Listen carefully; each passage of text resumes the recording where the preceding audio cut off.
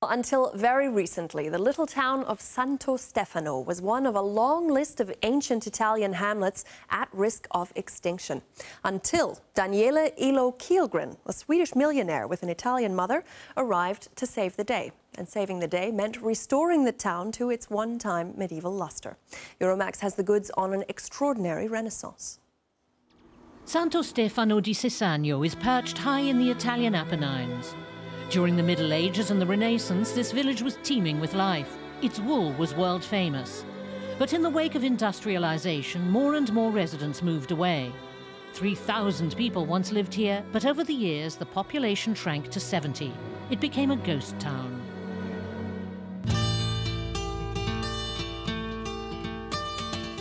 The town's savior first appeared on a motorbike. 10 years ago, Daniele Kihlgren stumbled across the village while exploring the region. Heir to an industrial fortune, he was bowled over by the medieval beauty of Santo Stefano.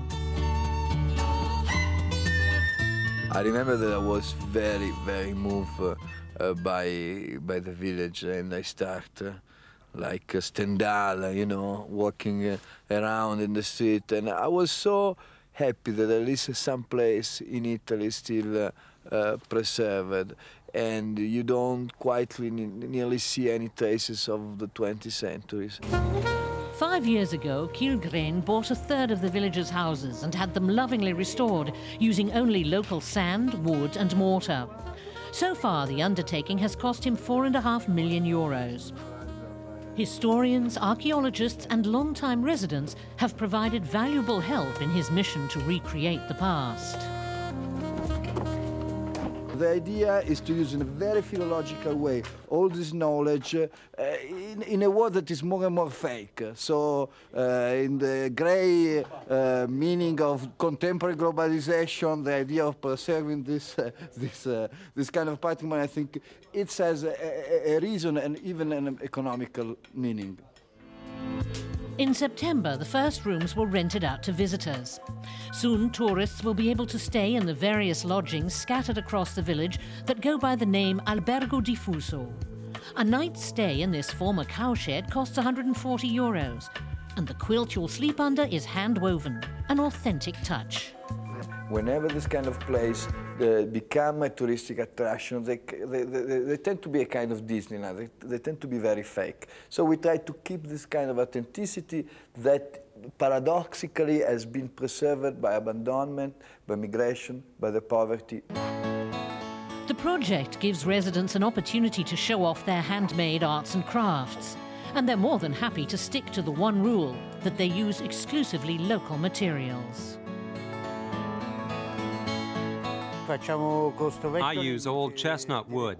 We get it from the roofs, the ceilings, and the interiors of old houses in the village and surroundings.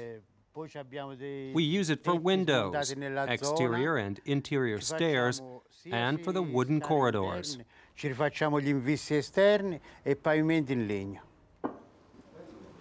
At first, the old residents were skeptical. But Kihlgren's enthusiasm eventually spread throughout the village. Daniele wants to improve a lot of things here systematically. What will the result be? We'll see. But I think it'll be good for us. Land has increased immensely in value. The house prices have risen, and so has the quality of life here, all thanks to Daniele. If the experiment succeeds, the 39-year-old says he'd like to save some other villages from dying out as well.